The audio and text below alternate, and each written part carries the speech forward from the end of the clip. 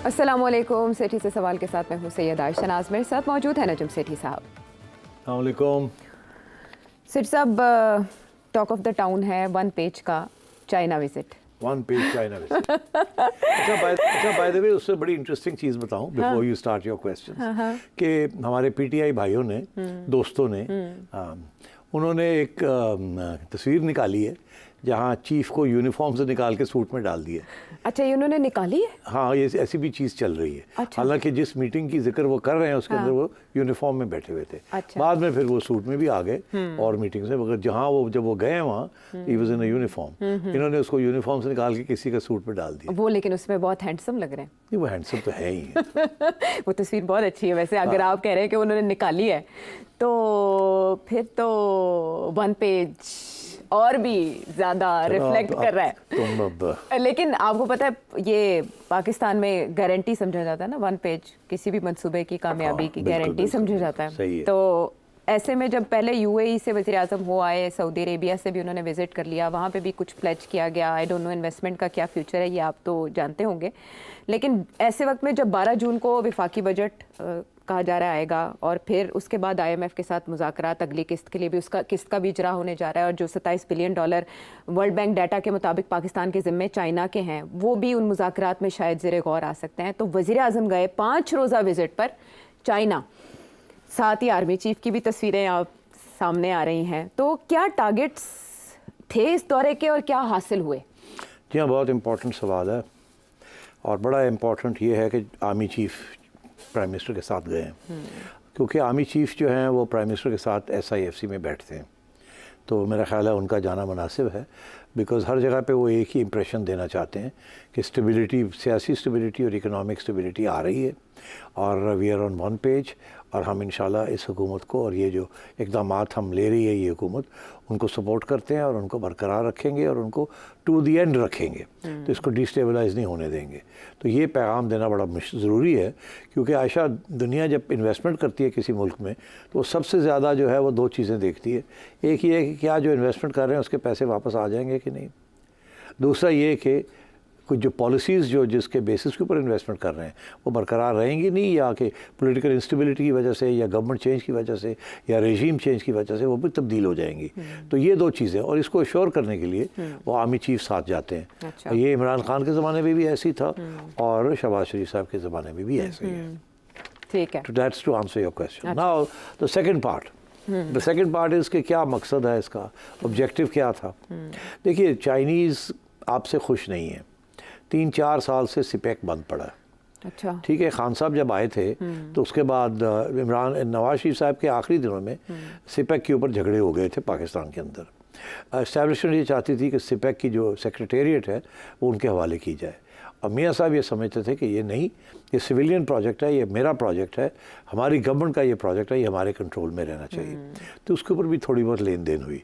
इसीलिए आपको याद होगा कि जैसे ही नवाज शरीफ साहब की छुट्टी हुई और इमरान खान साहब आए तो सिपेक की जो सेक्रेटेरिएट थी वो एक बाजवा साहब को दे दी गई। आसिम सलीम बाजवा। आसिम सलीम बाजवा के पिज्ज़ा याद आ गया। आपको पिज्ज़ा याद आ गया? भूख तो नहीं लगी भी?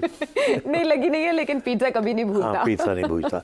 तो इसीलिए वो फिर फौरी तौर पे जैसे ही इमरान खान की गवर्नमेंट आई तो आसिम बाजवा को वो रिटायर हुए फ्रॉम सदर्न कमांड, और उसके बाद सीधा उनको एक अथॉरिटी का चेयरमैन बना दिया। मगर फिर भी कोई पेशकदमी नहीं हुई।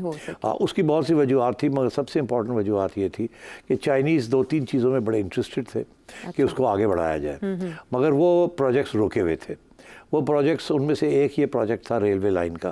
क्योंकि जब शेख रशीद साहब रेलवे मिनिस्टर थे तो हर रोज़ वो ये बात करते थे कि हम $7 बिलियन की कराची से पेशावर तक एक नई रेल लाइन चाइनीज़ आके बनाएंगे। बिकॉज डोंट फॉरगेट, हमारी रेल लाइंस बहुत पुरानी हैं और टूटी हैं और काफ़ी इनएफिशिएंट हैं, और हमारी transportation is a big problem. तो वो एक रेल लाइन की ज़रूरत है हमें as part of our development project. पर इतना बड़ा प्रोजेक्ट है कि वो उसके लिए पैसे कहीं से नहीं आ रहे थे। तो चाइनीज़ ने ये कमिटमेंट की थी कि वो करेंगे। अच्छा, फिर ये हुआ कि IMF ने कहा कि आप नहीं कर सकते, क्योंकि आपके पास पैसे आपने बहुत से लोगों के देने हैं, और इमरान खान साहब की हुकूमत के दौरान सारा सिपेक के ऊपर काम रुक गया था। उस वक़्त अमेरिकन ये भी मांग रहे थे कि आप हमें बताएं कि सिपेक के इन्वेस्टमेंट्स कितनी हैं और क्या टर्म्स हैं और क्या एग्रीमेंट्स आपने साइन किए हैं। और हमारे लिए ये प्रॉब्लम बना हुआ था।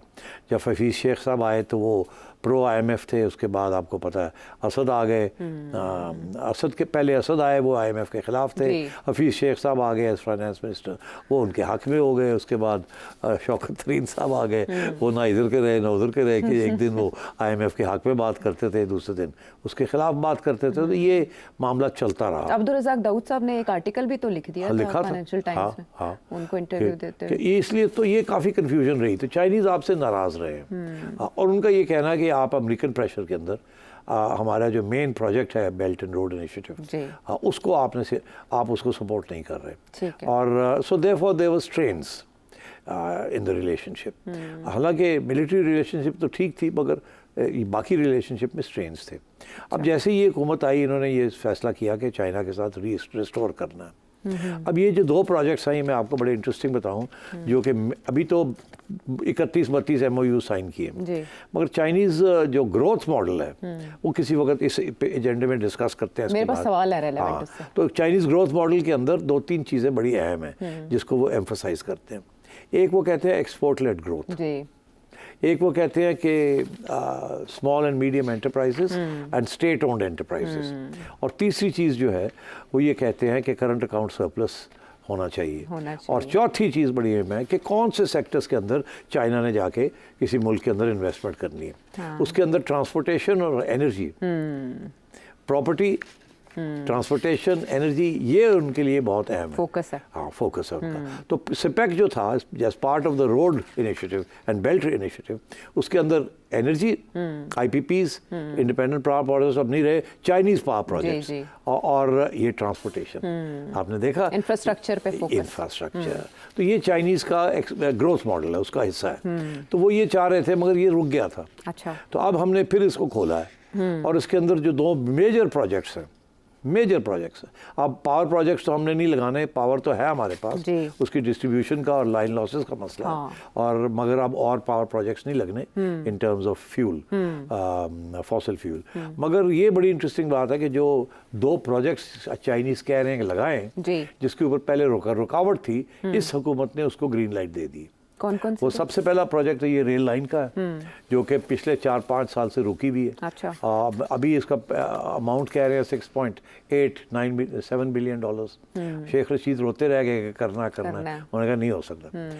और दूसरा प्रोजेक्ट बहुत ही इंटरेस्टिंग है, वो एक है एक हाईवे, जो कि कोई nearly 600 किलोमीटर्स का हाईवे बनेगा from Thakot in KP province to Raikot in GB। अच्छा, थकोट। और ये कोई इसका कॉस्ट आएगा कोई 560-600 अरब रुपया। अच्छा। और वो जो रेलवे लाइन है उसका कॉस्ट आ रहा है कोई 1900 अरब रुपया। अच्छा। तो अब सोचिए ये दोनों इतने बड़े प्रोजेक्ट्स हैं कि ये 2 प्रोजेक्ट्स अब अगले 3-4 साल में उन्होंने कंप्लीट करने हैं। और मगर जो इशू जो खड़ा हो रहा है, जो पहले भी इशू ये खड़ा हो रहा था कि क्या इनकी कितनी ज़रूरत है इस वक्त, क्या इसी स्टेज पे इतनी ज़रूरत है, इतना बड़े कर्जे लेने की ज़रूरत है। पर ये आज ऑलरेडी हमने जो सिर्फ उनके इंडिपेंडेंट पावर प्रोजेक्ट्स हैं, जो सॉरी नॉट इंडिपेंडेंट बट जो चाइनीज़ पावर प्रोजेक्ट्स हैं, उसके जो हमने पैसे देने हैं अभी, वो अभी 470 अरब रुपया तो सिर्फ उनका देना है, उनके जो डेट पेमेंट्स हैं, आप समझें। ऊपर से ये नई डेट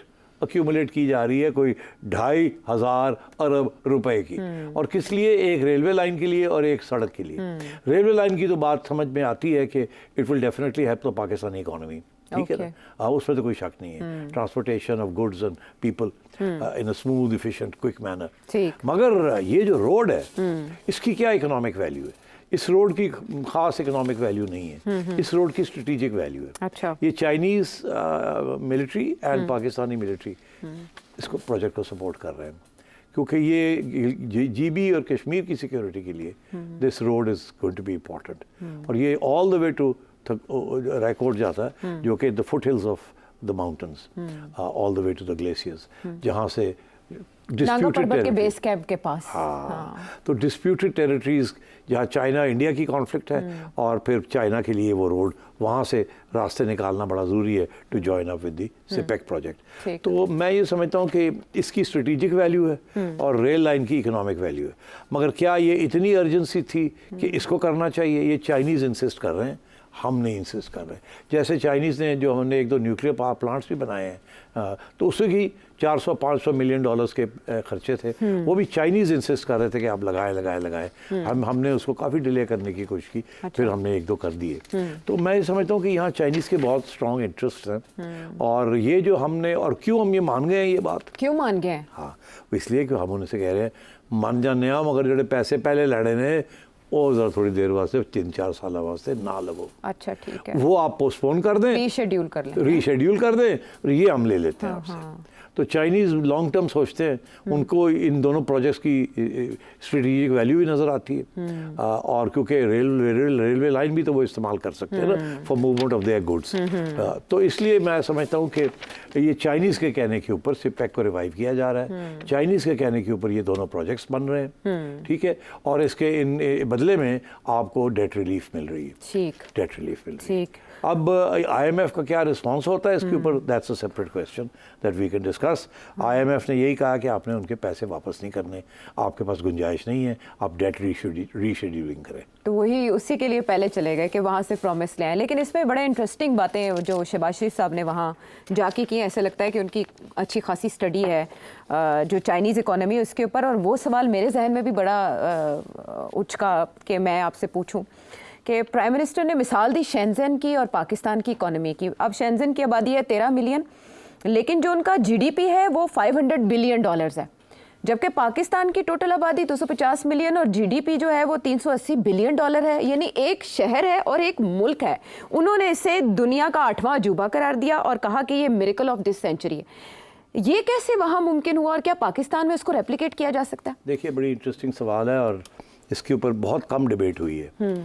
चाइना का जो इकोनॉमिक ग्रोथ मॉडल है ना, मैंने अभी उसका जिक्र किया, मैं उसके 4-5 मेजर पॉइंट्स जो हैं आपको बताता हूँ, जिसमें से एक पॉइंट ये भी है कि एक्सपोर्ट प्रोसेसिंग जोन्स होनी चाहिए, जहाँ से सिर्फ एक्सपोर्ट ओरिएंटेड मैन्युफैक्चरिंग गुड्स बनने चाहिए, जो मैंने पहले जिक्र किया। चाइनीज़ मॉडल क्या है ग्रोथ का, डेवलपमेंट का मॉडल क्या है? अब दुनिया सारी जाग उठी है कि यार चाइना की ग्रोथ इतनी कैसे हो रही है। IMF भी देख रही है क्या हो रहा है। वेस्टर्न मॉडल जो है ग्रोथ का वो बढ़ गया और चाइनीज़ मॉडल जो है ग्रोथ का चल रहा है। तो वो कहते हैं ये है क्या मॉडल।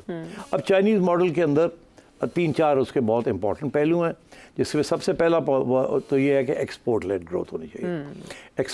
बनाओ और एक्सपोर्ट करो, और एक्सपोर्ट सरप्लसेस होने चाहिए, करंट अकाउंट सरप्लस होना चाहिए, उसके साथ आपकी करेंसी स्ट्रांग रहती है, बिल्कुल ठीक, और इन्फ्लेशन नहीं होती मुल्क के अंदर। पहला, बिल्कुल ठीक। हमारे यहाँ एक्सपोर्ट लेड ग्रोथ के एक्सपोर्ट्स गिर रही हैं।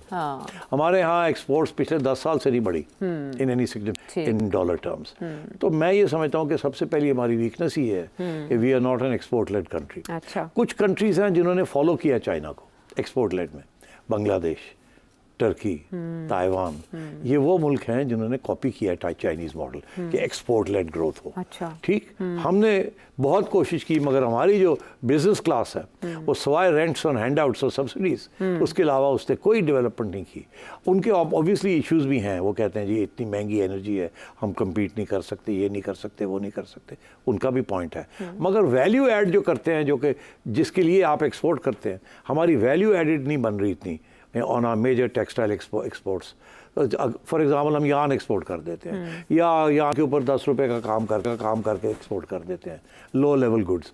Where as the rest of the world, Bangladesh, Taiwan, China, Japan even, they are producing high value added, और उसके साथ उनकी एक्सपोर्ट्स बढ़ रही हैं, करेंसी स्ट्रॉन्ग है, इन्फ्लेशन, महंगाई कम है। ये मॉडल हम नहीं कर सके। ठीक, दूसरी चीज़ ये है कि उनकी जो इन्वेस्टमेंट है मुल्क के अंदर, वो कोई 40% से भी ज़्यादा है GDP की। अगर 100 रुपए की GDP है तो 40 नई इन्वेस्टमेंट कर रहे हैं एवरी ईयर। हमारे यहाँ 9%, 8%, 9%। तो एक ये प्रॉब्लम है हमारा कि हम कहीं भी क्लोज नहीं है टू द चाइनीज़ मॉडल। तीसरी चीज़ ये है कि उन्होंने ये बंद कर दिया कि कैपिटल अकाउंट जिसे कहते हैं, कि परमिशन के बगैर आप डॉलर नहीं बाहर भेज सकते। मैं कहा जी हमने कैपिटल अकाउंट क्लोज्ड है। ठीक है। और शहरी जो हैं वो अगर आप पैसे बाहर भेजना चाहें तो नहीं भेज सकते। उन्हें यहाँ आके वो डेमोक्रेसी को कहते हैं छुट्टी करो, हाँ। और फ्री एंटरप्राइज को छुट्टी करो, यहाँ हमने कंट्रोल करना है। अगर आउटफ्लो ऑफ डॉलर्स हो गई और फॉरेन करेंसी हो गई तो फिर हमारे एक्सपोर्ट सरप्लसेस और करंट अकाउंट सरप्लसेस जो है अफेक्ट हो जाएंगे। तो उसको उन्होंने रोक दिया। इसीलिए इन्वेस्टमेंट को सपोर्ट करने के लिए इंटरेस्ट रेट्स को उन्होंने कम रखा हुआ है। हमारे यहाँ इस वक्त इंटरेस्ट रेट 18-20%, 22% है। 22 पे अभी कमी का इशारा अब वो अच्छा, वो इसलिए क्योंकि हमारे यहाँ इन्फ्लेशन, महंगाई बढ़ी है। वो कहते हैं कि महंगाई इसलिए होती है कि लोग खर्च ज़्यादा करते हैं। खर्च क्यों करते हैं लोग? गवर्नमेंट पैसे छापती है, नौकरियां दे देती है, छाप के लोगों के पास जेब में पैसे आ जाते हैं, वो खर्च करते कीमतों की चीज़ों की कीमतें बढ़ जाती हैं, तो महंगाई हो जाती है। ठीक। हम महंगाई को कम करने के लिए हमने इंटरेस्ट रेट्स को ऊपर रखा हुआ है ताकि लोग बैंकों से पैसे बोरो ना कर सकें। मगर बैंकों से पैसे बोरो तुम तो मैं तो नहीं करते। बैंकों से पैसे बोरो करते हैं इंडस्ट्री वाले। अब इंडस्ट्री वाले इंडस्ट्री नहीं लगा सकते, बिकॉज 20-22% पे सूद पे अगर कोई लेगा तो वो इंडस्ट्री क्या चलाएगा जहां मार्जिन 8-9-10% होता है। ठीक। तो हमारी इंडस्ट्री बैठ गई। ठीक। वो महंगाई को रोकने के लिए इंडस्ट्री को बैठा दिए। इन चाइना के अंदर महंगाई को रोकने के लिए करंट अकाउंट सरप्लस चला रहे हैं, करेंसी स्ट्रांग रखी हुई है। ठीक। और इंटरेस्ट रेट्स लो रखे हुए हैं ताकि लोग इंडस्ट्रियलिस्ट बोरो करके मैन्युफैक्चर करें और एक्सपोर्ट करें। बिल्कुल। तो मतलब आप देखें किस किस्म की फाइन ट्यूनिंग उन्होंने अपने इकोनॉमिक ग्रोथ मॉडल की बेसिक्स को। मगर अब आइए जहां आपका सवाल था शंजन का जी। बात यह है कि उन्होंने क्या कहा कि क्योंकि एक्सपोर्ट लेड ग्रोथ करनी है तो उन्होंने कहा कि जी हमने एक्सपोर्ट प्रोसेसिंग जोन्स बनानी है और वहाँ सिर्फ वही चीज़ें प्रोड्यूस होंगी जो एक्सपोर्ट होंगी। ठीक। और उनको सील ऑफ कर दिया और स्पेशल टैक्स इंसेंटिव्स दे दिए, स्पेशल प्रॉपर्टी इंसेंटिव्स दे दिए। अच्छा, ये मॉडल हमारे ज़माने में भी, अयूब खान के ज़माने में भी ये हुआ था। अच्छा। Export processing zones. मगर वो चली नहीं हमसे, बिकॉज वहाँ भी बहुत से इश्यूज थे और ब्यूरोक्रेसी थी और वो एक्सपोर्ट प्रोसेसिंग जोन्स चली नहीं। और क्योंकि गवर्नमेंट पॉलिसी चेंज होती रहती थी तो लोगों ने फिर इतनी दिलचस्पी नहीं ली। कभी एक्सपोर्ट प्रोसेसिंग जोन्स को सब्सिडीज मिलती थी, स्पेशल टैक्स ब्रेक्स मिलते थे, कभी वो नई हुकूमत आती थी वो कैंसिल कर देते थे, and so on and so fourth. अब चाइना ने एक्सपोर्ट प्रोसेसिंग जोन्स का जो मॉडल है वो बहुत फाइन ट्यून करके पॉपुलर कर दिया। अच्छा। अब दुनिया के अंदर चाइनीज़ मॉडल को लोगों ने कॉपी किया और कोई 100 से ज़्यादा एक्सपोर्ट प्रोसेसिंग जोन्स बनी हुई हैं outside China and outside the rest of the world countries. लोगों ने बाहर जाके आइलैंड्स के ऊपर एक्सपोर्ट प्रोसेसिंग जोन्स बना दी। अब फॉर एग्जांपल मेरा ख्याल है ये प्रपोजल आनी चाहिए, अगर नहीं आई तो आएगी, कि चाइना भी पाकिस्तान के अंदर कोई एक्सपोर्ट प्रोसेसिंग जोन बनाए। अच्छा, ये अच्छा प्रपोजल, ये प्रपोजल होनी चाहिए, अभी आई नहीं है, आनी चाहिए और पाकिस्तान को इजाज़त देनी चाहिए कि चाइना के लिए स्पेशल एक्सपोर्ट प्रोसेसिंग जोन बनाई जाए। कुछ रूल्स ऐसे बना दिए जाएँ कि उसके अंदर पाकिस्तानी इन्वेस्टमेंट भी हो और चाइनीज़ भी हो और Chinese and Pakistani joint management हो। और मैं समझता हूँ this would be a great idea. Chinese export कर रहे हैं, there no idea of export processing zones, पूरा मॉडल वो एक्सपोर्ट कर रहे हैं। तो मैं समझता हूँ this would be a great thing अगर ये हो जाए तो इसलिए ये this is where the importance of that city that you are talking comes इन। अच्छा, इसी में मुझे अगले सवाल का भी जवाब मिल गया कि वज़ीर आज़म ने क्यों मिसाल दी कि 50s से में हमारे इंडिकेटर्स चाइना से बेहतर थे, तो आपने खुद ही बता दिया। हमारे इंडिकेटर्स बड़े अच्छे थे। हाँ। सिर्फ ये इशू नहीं था। हाँ। हमारे और भी इश्यूज थे कि उस वक्त हमें बहुत से पैसे अमेरिका से मिल रहे थे। अच्छा। और हमने यहाँ बहुत सी इंडस्ट्रीज़ लगाई। हमारा जो, और उसकी वजह से ग्रोथ भी हुई।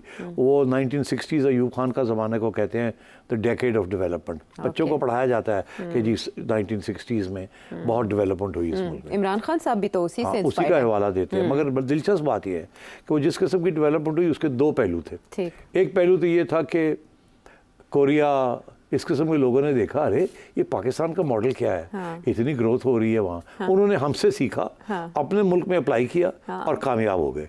हमने अपने मुल्क में उसको छुट्टी करा दी और हम फेल हो गए। हमारी पॉलिसीज ही बदलती रही। हाँ। उसका जो दूसरा पहलू था वो ये था कि उसके साथ इनकम इनक्वालिटीज बढ़ी। मतलब है कि अमीर बहुत अमीर हो गए और गरीब जो है वो गरीब ही रहे। डेवलपमेंट हुई मगर जो ज़्यादातर उसके जो फल था वो अमीरों ने और अपर मिडिल ने खाया और रियासत के इदारों ने खाया डेवलपमेंट का। तो वो ये इसीलिए कहते हैं, उस वक्त हमारे चीफ इकोनॉमिस्ट थे डॉक्टर महबूब उल हक। अच्छा। डॉक्टर महबूब उल हक ने फिर ये एक मजमून लिखा जिसमें उन्होंने कहा कि पाकिस्तान के अंदर 22 फैमिलीज रूल करती है पाकिस्तान को।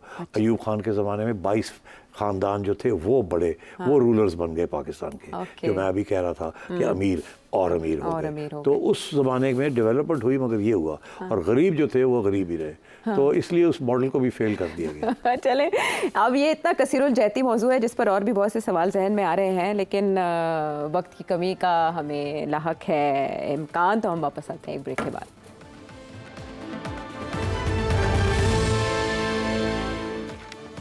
शो में एक बार फिर खुशामदेद। तो नरेंद्र मोदी जी तीसरी बार वज़ीर आज़म का हल्फ उठाने, भारतीय वज़ीर आज़म का हल्फ उठाने जा रहे हैं, और ऐसे में बड़ा वहाँ का मीडिया तनकीद कर रहा है। शायद कबल अज़ वक्त ही है, प्रीमेच्योरी कहेंगे कि जी शहबाज शरीफ साहब ने मुबारकबाद नहीं दी नरेंद्र मोदी साहब को तीसरी बार वज़ीर आज़म बनने पर, और कल है उनकी हल्फ बर्दारी।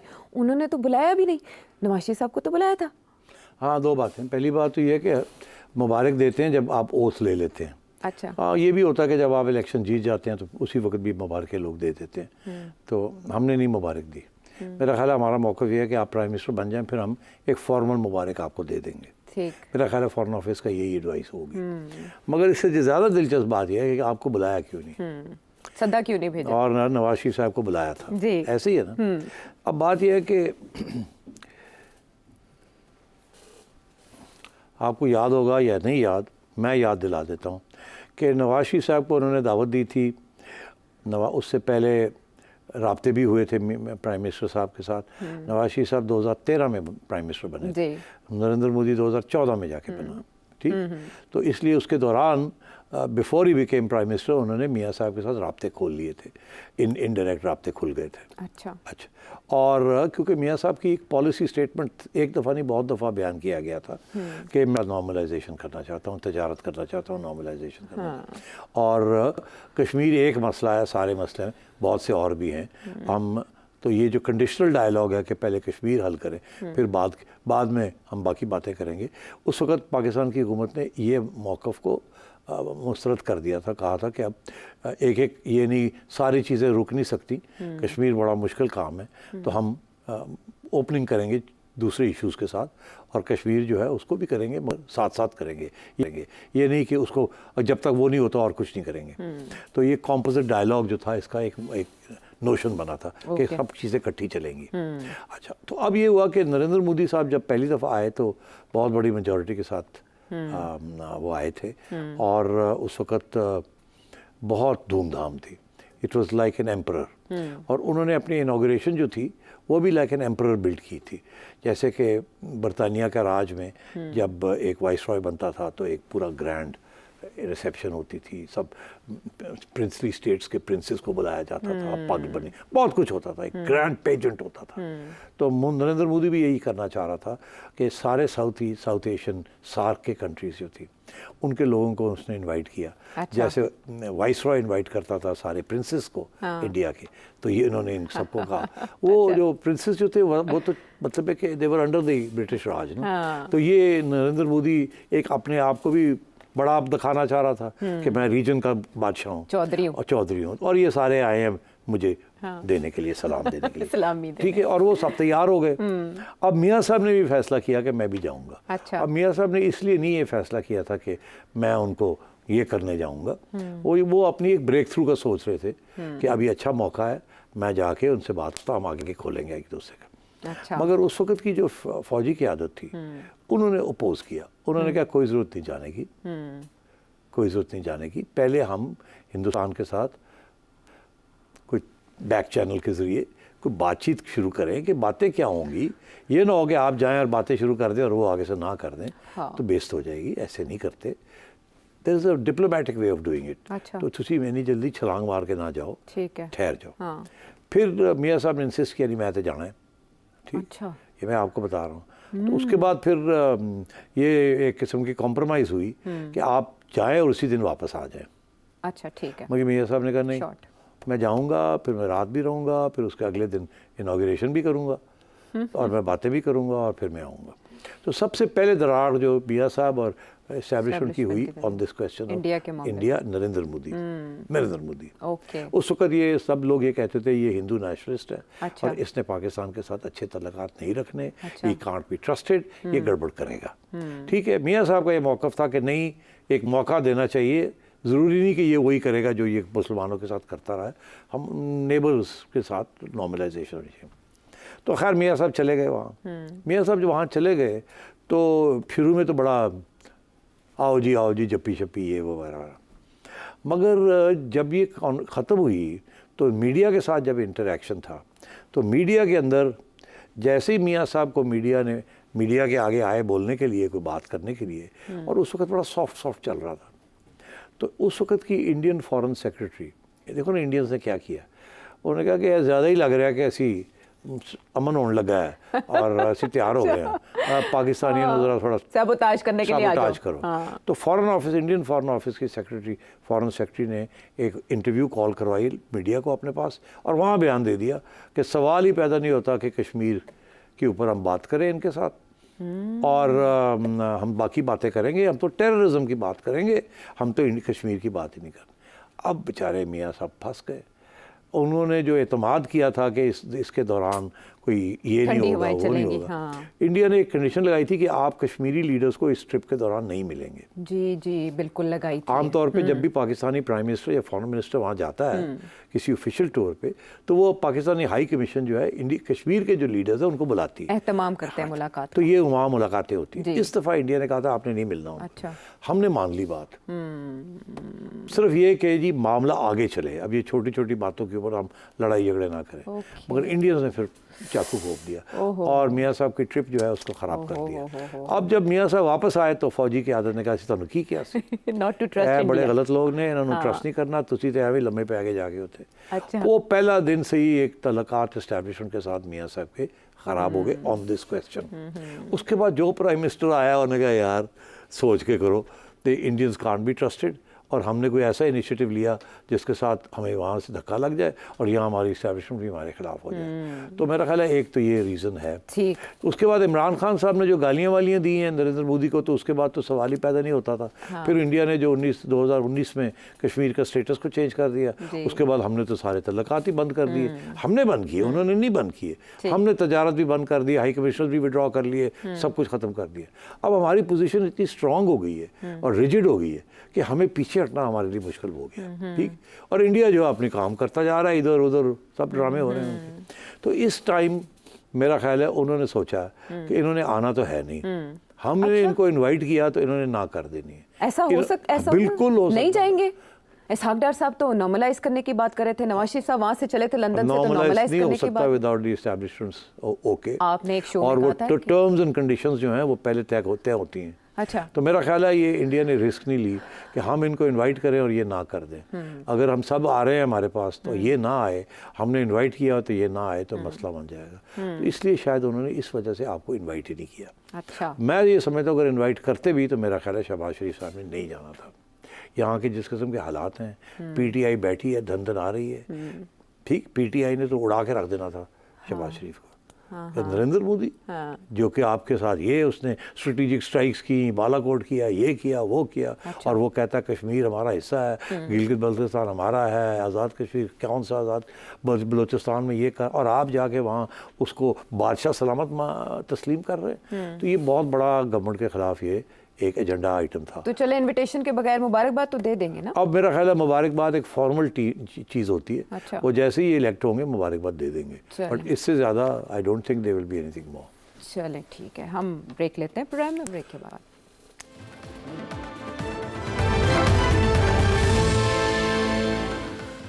Welcome back to the show. ये अब ज़रा पंजाब की तरफ आ जाते हैं, पाकिस्तानी पंजाब की तरफ। ये हद तक इज़्ज़त बिल जिसकी बड़ी धूम थी, फिर वो गवर्नर साहब के पास जब गया तो पीपल्स पार्टी के गवर्नर साहब ने भी उस पर एतराज़ किया, लेकिन फिर यूँ हुआ कि गवर्नर साहब चले गए किसी छुट्टी पे और फिर कायम मकाम गवर्नर ने दस्तखत कर दिए और फिर वो कानून बन गया, लेकिन वो साथ ही लाहौर हाई कोर्ट में चैलेंज हो गया। जो कुछ देख रहे हैं पर्दे के पीछे बैठे हुए, वो इसको फिक्स्ड मैच समझ रहे हैं मुस्लिम लीग नून और पीपल्स पार्टी के दरमियान। लेकिन मुझे आपसे ये जानना है कि इस कानून का या इस बिल का मुस्तकबिल क्या है? देखिए, बहुत ही बुरा बिल है ये, इसीलिए हमारी कम्युनिटी इसको अपोज कर रही है और बड़ा सख्त इसको बड़ा मिसयूज़ किया जा सकता है अपोनेंट्स के ख़िलाफ़। तो इसलिए वी आर अपोजिंग इट। इसमें बहुत से हमारे ऑब्जेक्शंस हैं। बहुत दफ़ा वो हमने बताए भी हैं जी। और एस्टैब्लिशमेंट चाहती है, बिकॉज इस वक्त सबसे ज़्यादा अटैक एस्टैब्लिशमेंट पे आ रही है पीटीआई की तरफ से, और बहुत ही बेहुदा किस्म की अटैक आ रही है। तो इसलिए उसको रोकने के लिए ये बिल बनाया गया है। अच्छा, आपने देख ही लिया कितने इस वक्त ट्विटर अकाउंट्स ब्लॉक हुए हैं, ट्विटर ब्लॉक हुआ है, बंद किया हुआ है। इसके अलावा और भी बहुत सारे अकाउंट्स जो हैं उनको बंद किया हुआ है, ब्लॉक किया हुआ है या बंद किया हुआ है। और वो इसी किस्म के, और इस कानून के बाद बहुत मुश्किल हो जाएगा जिस किस्म की ये यूट्यूब और इंस्टाग्राम और फेस टाइम और फेसबुक और इस किस्म की चीज़ों के ऊपर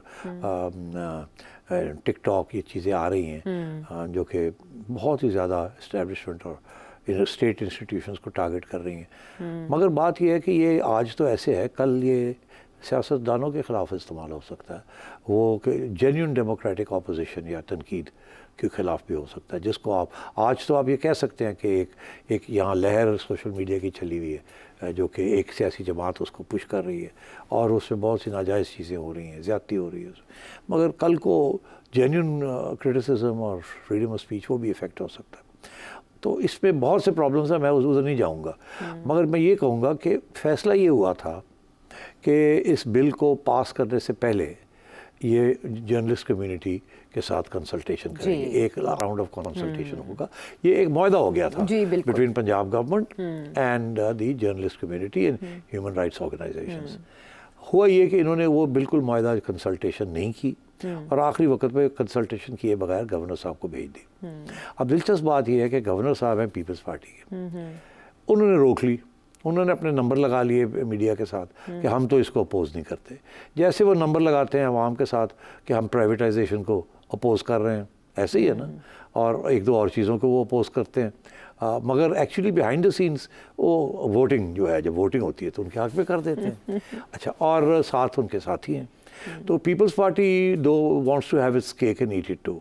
तो पीपल्स पार्टी ने नून लीग को कहा कि आप फिक्र ना करें, भेज दें, हम अपोज करेंगे, उसके बाद हम आपके लिए रास्ता खोल देंगे कि आप खुद ही इसको कर लीजिएगा। हम नहीं चाहते कि हमारा ये तारीख में नाम आए कि हमने ऐसा बिल को सपोर्ट किया था। अच्छा। मगर हम अपोज नहीं करेंगे।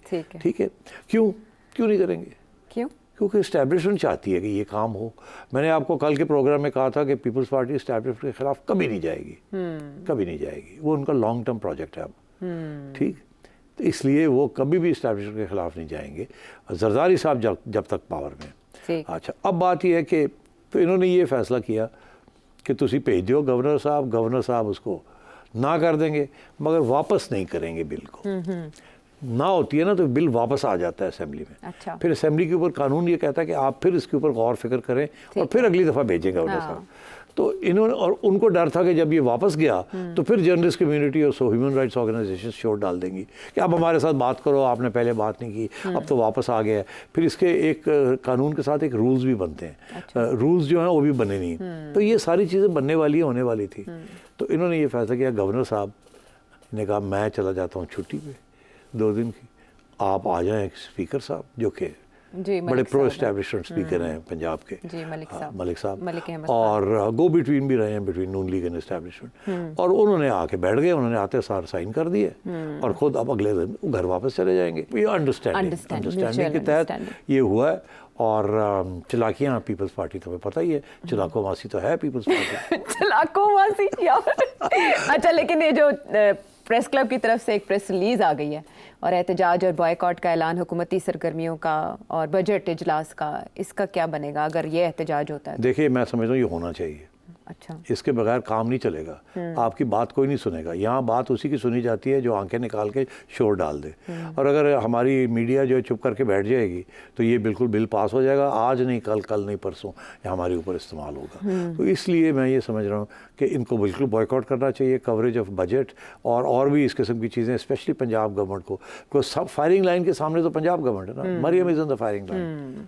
मैं नहीं समझता कि वो चाहती हैं कि ये चीज़ हो, अगर प्रेशर इतना है कि ये करना है तो फिर करना है। तो वही सूरत हाल है। तो इसलिए हमें एहतजाज करना चाहिए।